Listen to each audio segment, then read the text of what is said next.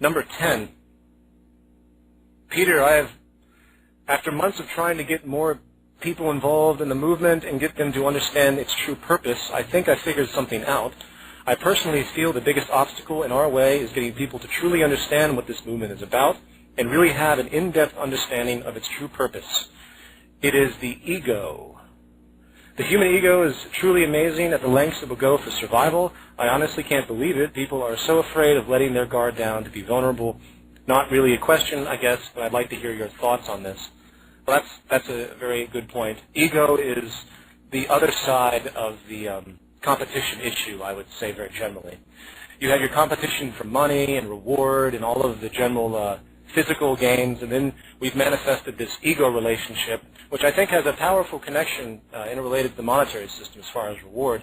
When someone comes up with an invention, they want a reward for it.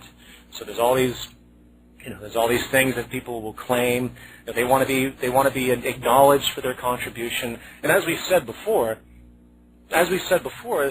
no one really invents anything. People are cumulative, intellectually cumulative. No one could sit in the box without any understanding of physics and come up with a new mechanical invention just on their own. And then maybe it's possible depending on the simplicity of it, but you get my point. They'd have to learn all of these things that other people have learned and discovered through time. So it is an interconnected symbiotic process.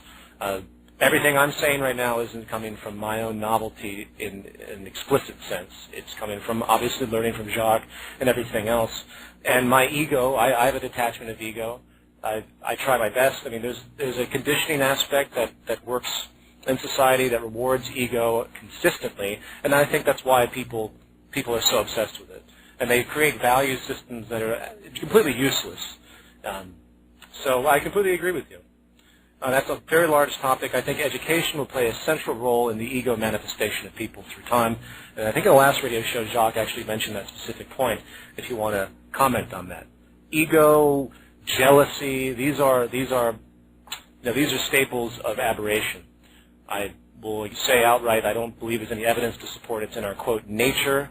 It is simply what the system has created.